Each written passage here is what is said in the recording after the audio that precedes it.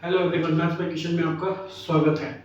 आज हम लोग क्लास 10 का टॉपिक देखेंगे मैट्रिक्स, जो आईसीएसई बोर्ड के बच्चों को पढ़ने को मिलता है और साथ में क्लास 12 के बच्चों भी देखते हैं। बट आज हम लोग जो डिस्कस करने वाले हैं मैट्रिक्स का टॉपिक, वो क्लास 10 के बेसिस के ऊपर।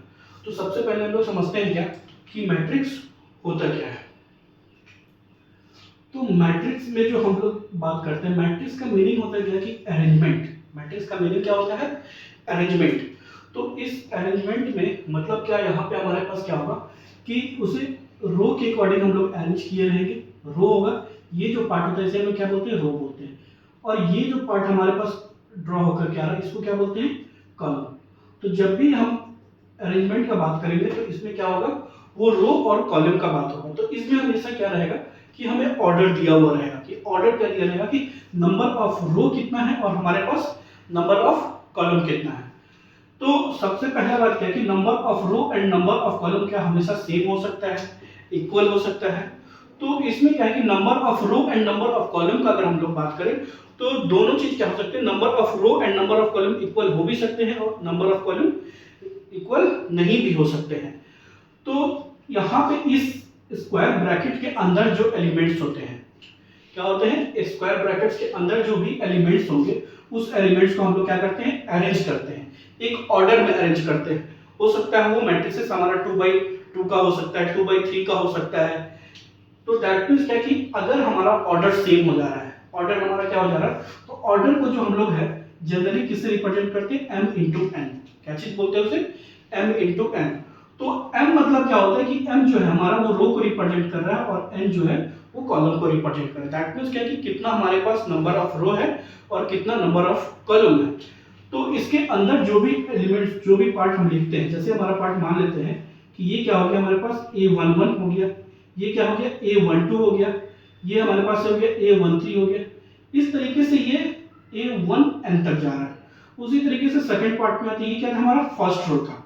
अब यहाँ पे आते हैं सेकंड रो में, तो इसको क्या लिखेंगे? a21 लिखेंगे, a22 होगा, a23 होगा और इस तरीके से एज a2n तक ये जाएगा। तो फाइनली ये वाला जो पार्ट जो है हमारे पास यहां तक हमारे पास आ सकता है। तो बढ़ते हुए जो एलिमेंट्स हमारे पास जा रहा है वो कहां तक जा रहा है, मतलब मतलब number of row and number of column का बात करें वो कितना भी हो सकता है। वो जरूरी नहीं है कि वहां पे हम उसमें 3 रो तक ही ले सकते हैं या 4 रो तक ले सकते हैं या 5 कॉलम तक ले सकते हैं। आपको जितना बड़ा भी लेना होता है ले सकते हैं। लेकिन जनरली अभी जो हम लोग बात करेंगे वहां पे हमें कितने मिलेंगे? 3x3 ऑर्डर मिल सकते हैं, 4x4 ऑर्डर मिल सकते हैं। ठीक है। तो ये वाला जो पार्ट होता है इसको हम लोग बोलते हैं क्या? एलिमेंट्स। ये क्या होता है हमारा? एलिमेंट्स। इसको हम लोग बोलते हैं एलिमेंट्स। और यहाँ पे जितना भी नंबर ऑफ रो बना, जितना भी नंबर ऑफ कॉलम बना, उसको हम लोग लिखते हैं m इंटू n से। अब यहाँ पे इस चीज को देख रहे हैं कि एलिमेंट्स के साथ क्या लिखा हुआ? 1 1 1 2 1 3। ये 1 1 और 1 2 क्या चीज को रिप्रेजेंट कर रहा है? 1 1 दैट मींस क्या? ये जो रिप्रेजेंट कर रहा है ये first row and first column को रिप्रेजेंट कर रहा है। और ये 1 2 को देख रहे हैं, दैट मींस ये क्या बोल रहा है? फर्स्ट रो है और ये हमारा पार्ट क्या? सेकंड कॉलम है। तो इस चीज को जो हम लोग रिप्रेजेंट करते हैं, क्या चीज से रिप्रेजेंट करते हैं? i j से रिप्रेजेंट करते हैं। क्या चीज से रिप्रेजेंट करते हैं? i j से रिप्रेजेंट करते हैं। तो i मतलब क्या होता है? ith रो बोलते हैं और j मींस क्या होता है? jth कॉलम होता है। मतलब ये जो होगा क्या चीज को रिप्रेजेंट करेगा? रो और कॉलम को रिप्रेजेंट करता है। और यहाँ पे ये जो पार्ट है ये हमारा क्या चीज को रिप्रेजेंट कर रहा है? ऑर्डर को रिप्रेजेंट करता है। कि मतलब क्या कि ये कितने बाय कितने, किस ऑर्डर में ये मैट्रिसेस हमारा बना है। ये 2x2 का है या 2x3 का है, तो उसके अकॉर्डिंग फिर क्या किया जाता है? मैट्रिसेस को हम लोग डिवाइड करते हैं। मैट्रिसेस को क्या करते हैं? डिवाइड करते हैं। तो डिवाइड करते हैं according to row and according to column. तो उसमें क्या होगा? टाइप्स ऑफ मैट्रिसेस हम लोग देखेंगे। तो टाइप्स ऑफ मैट्रिसेस में क्या क्या आएगा? तो सबसे पहले बात करेंगे रो मैट्रिक्स का, फिर कॉलम मैट्रिक्स का, फिर स्क्वायर मैट्रिक्स का, फिर रेक्टेंगुलर मैट्रिक्स का। तो इस तरीके से क्या होते हैं? टाइप्स ऑफ मैट्रिसेस होते हैं। तो सबसे पहला चीज क्या है कि मैट्रिसेस का मतलब हम लोग क्या समझे कि मैट्रिसेस मींस क्या होता है? अरेंजमेंट होता है। इसमें क्या किया जाता है? इसे अरेंज किया जाता है। तो अरेंज हम लोग किसको करते हैं? तो ये स्क्वायर ब्रैकेट्स के अंदर जो भी एलिमेंट्स होते हैं उसको क्या करते हैं हम लोग? अरेंज करते हैं।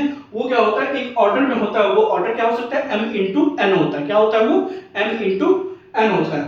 तो अब इसके बाद हम लोग देख लेते हैं क्या है मैट्रिसेस का मतलब, तो हम लोग समझ लिए। इसके बाद हम लोग देखते हैं कि टाइप्स ऑफ मैट्रिसेस क्या होता है।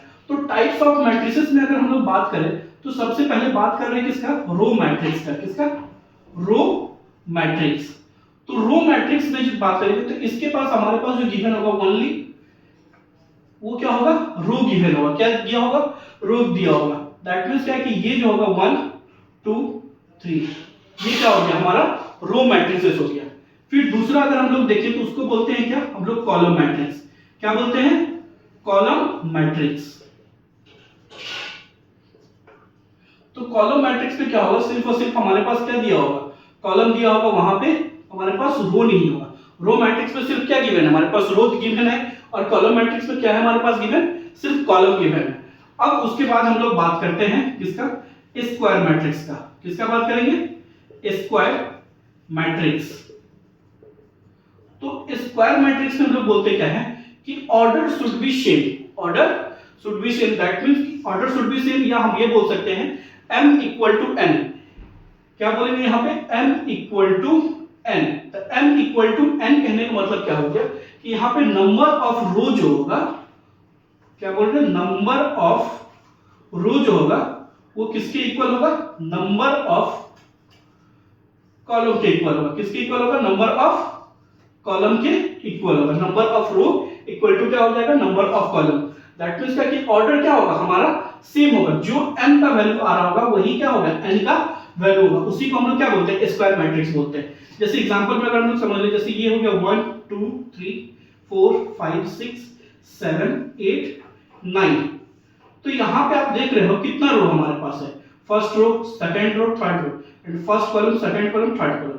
दैट मींस क्या, जो हमारे पास n का वैल्यू आया वो हमारे पास किसका वैल्यू है, n का वैल्यू है। तो बोथ आर सेम, तो that means this is a square matrix. ये क्या हो जाएगा, स्क्वायर मैट्रिक्स हो जाएगा। इसके बाद हम लोग बात कर लेते हैं किसका, रेक्टेंगुलर मैट्रिक्स का। किसका बात करेंगे, रेक्टेंगुलर मैट्रिक्स। तो रेक्टेंगुलर मैट्रिक्स में क्या होगा कि m not equal to n होगा। m क्या होगा, नॉट इक्वल टू n होगा। That means m not equal to n जो बोलेंगे, that means number of row not equal to number of column होगा। तो यहां पे जो हमारे पास मैट्रिक्स जो बनेगा, ये हमारे पास 1 2 3 4 5 6। तो यहां पे आप देख रहे हो रो हमारे पास कितना है, 2 है, बट कॉलम का जब अगर हम बात करें तो कॉलम कितना हो गया, 2/3 हो गया। तो ये हमारे पास कौन सा मैट्रिक्स हो गया, रेक्टेंगुलर मैट्रिक्स हो गया। ये कौन सा मैट्रिक्स हो गया, रेक्टेंगुलर मैट्रिक्स हो गया। तो सबसे पहला चीज हम लोग कौन सा मैट्रिक्स देखे, रो मैट्रिक्स देखे, कॉलम मैट्रिक्स देखे, स्क्वायर मैट्रिक्स देखे, और अब क्या देख लिए, रेक्टेंगुलर मैट्रिक्स देख लिए। तो ये चीज आपको अभी क्लियर हो गया होगा। इसके अलावा हम लोग अब देखते हैं क्या, यहाँ पे भी हम लोग डिस्कस कर रहे थे क्या कि टाइप्स ऑफ मैट्रिसेस। तो रेक्टेंगुलर मैट्रिक्स हम लोग ने समझ लिया है। तो अब इसके बाद एक मैट्रिक्स हम लोग समझते हैं, उसको हम लोग कौन सा बोलते हैं, डायगोनल मैट्रिक्स। क्या बोलते हैं उसे, डायगोनल मैट्रिक्स।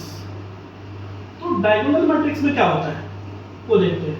तो डायगोनल मैट्रिक्स में जो होगा, डायगोनल एलिमेंट्स तो हमारे पास दिए होंगे, डायगोनल एलिमेंट्स जो दिए होंगे, उसके अलावा जो भी एलिमेंट्स होंगे वो सारे एलिमेंट्स का जो वैल्यू होगा वो किसके इक्वल होगा, 0 के इक्वल होगा। डायगोनल वैल्यू के अलावा जो भी एलिमेंट्स हमारे पास आ रहे हैं वो सब क्या हो जाएंगे, 0 हो जाएंगे। और यहाँ पे जो वैल्यू दिए रहेंगे वो हमारे किसके अकॉर्डिंग, तो जो भी वैल्यू जो दिए हुए हैं 1 2 4 दिए हुए, इसको हम लोग क्या बोलते हैं, डायगोनल मैट्रिक्स बोलते हैं। उसके बाद क्या होता है कि स्केलर मैट्रिक्स। कौन सा मैट्रिक्स होता है, स्केलर मैट्रिक्स। तो स्केलर मैट्रिक्स में क्या होगा कि आप यहाँ पे देखोगे कि डायगोनल एलिमेंट्स का जो वैल्यू होगा वो क्या होना चाहिए, सेम होना चाहिए। डायगोनल एलिमेंट्स का जो वैल्यू है वो क्या होना चाहिए, सेम होना चाहिए। सपोज अगर मान लो कि आप यहाँ पे क्या देखते हैं 5, ये 5 और ये 5, तो अब यहाँ पे जो भी वैल्यू आ रहा है इसके अलावा, डायगोनल के अलावा, वो सारे एलिमेंट्स का वैल्यू किसके इक्वल है, 0 के इक्वल है। दैट मींस इसको हम लोग कौन सा मैट्रिक्स बोलेंगे, स्केलर मैट्रिक्स। तो डायगोनल मैट्रिक्स में क्या होता है कि सिर्फ डायगोनल का वैल्यू हमारे पास दिया होता है और सारा एलिमेंट्स क्या हो जाता है, 0 हो जाता है। और स्केलर मैट्रिक्स में क्या होता है कि डायगोनल वैल्यू हमारे पास क्या होते हैं, सेम होते हैं। डायगोनल वैल्यू क्या होते हैं, सेम होते हैं। जो वैल्यू यहाँ पे बैठा हो वही वैल्यू यहाँ पे भी होना चाहिए और वही वैल्यू यहाँ पे भी होना चाहिए। या वो मैट्रिक्स 2/2 का हो या 3/3 का हो या 4/4 का हो, ठीक है। तो उसको हम लोग क्या बोलेंगे, स्केलर मैट्रिक्स। कौन सा मैट्रिक्स बोलते हैं, स्केलर मैट्रिक्स। स्केलर मैट्रिक्स के बाद हम लोग को देखने को मिलता है आइडेंटिटी मैट्रिक्स। कौन सा मैट्रिक्स हम लोग देखेंगे, आइडेंटिटी मैट्रिक्स। इसी मैट्रिक्स को हम लोग क्या बोलते हैं, यूनिट मैट्रिक्स भी बोलते हैं। इसको क्या बोलते हैं, यूनिट मैट्रिक्स भी बोलते हैं। इसको हम लोग जो रिप्रेजेंट करते हैं, किससे रिप्रेजेंट करते हैं? आई से रिप्रेजेंट करते हैं। इट इज रिप्रेजेंटेड बाय आई। तो ये हमारा हो गया आइडेंटिटी मैट्रिक्स। तो आइडेंटिटी मैट्रिक्स को कैसे से रिप्रेजेंट करते हैं हम लोग? आई से रिप्रेजेंट करते हैं। तो अब आइडेंटिटी मैट्रिक्स में क्या होगा कि डायगोनल वैल्यू जो होगा, डायगोनल वैल्यू जो होगा वो हमारा क्या होना चाहिए? 1 होना चाहिए। डायगोनल वैल्यू क्या होना चाहिए? 1 होना चाहिए, तभी जाकर के वो जो मैट्रिसेस है वो मैट्रिक्स जो होगा आइडेंटिटी कहलाएगा। दैट मींस उसका ऑर्डर क्या हो सकता है? वो 2/2 का होगा या 3/3 का होगा या 4/4 का होगा। मतलब क्या ऑर्डर हमेशा उसका क्या होना चाहिए? सेम होना चाहिए, तभी जाकर के वो क्या कौन सा मैट्रिक्स कहलाएगा? आइडेंटिटी मैट्रिक्स कहलाएगा। और साथ में उसका डायगोनल एलिमेंट्स का जो वैल्यू है वो किसके इक्वल होना चाहिए? 1 के इक्वल होना चाहिए।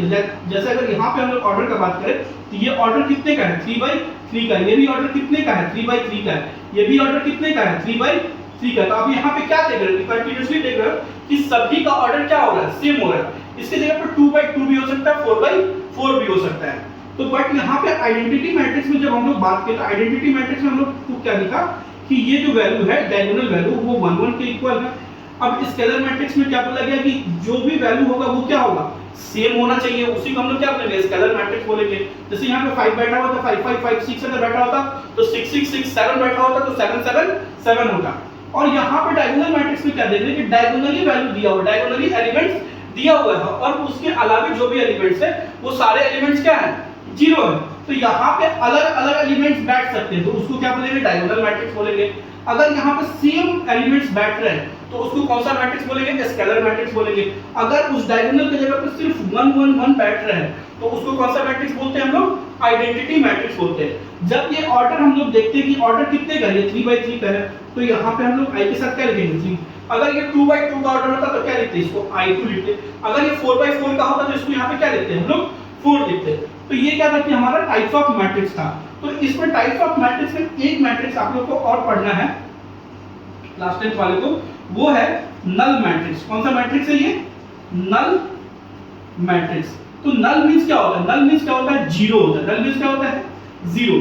इसको हम लोग कौन सा मैट्रिक्स भी बोलते हैं? जीरो मैट्रिक्स भी बोलते हैं और क्या बोलते हैं? नल मैट्रिक्स भी बोलते हैं। तो यहाँ पे क्या होगा कि इसके अंदर जो भी एलिमेंट्स हमारे पास दिए हुए हैं इन सभी एलिमेंट्स का जो वैल्यू होगा वो किसके इक्वल होगा? 0 के इक्वल होगा। किसके इक्वल होगा? 0 के इक्वल होगा। तो उस मैट्रिक्स को हम लोग कौन सा मैट्रिक्स बोलेंगे? नल मैट्रिक्स बोलेंगे। कौन सा मैट्रिक्स बोलेंगे? नल मैट्रिक्स बोलेंगे।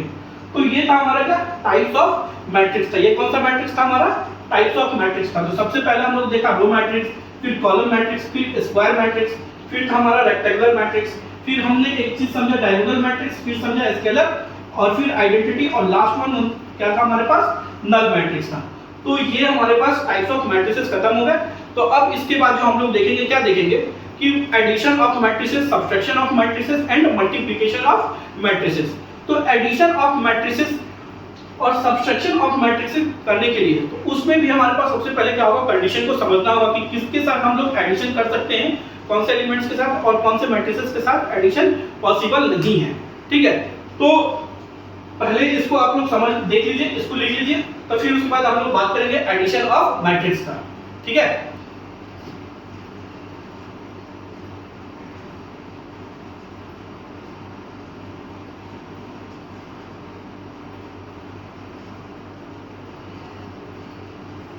क्या देखेंगे हम लोग? ऐड और सब्ट्रैक्ट देखेंगे।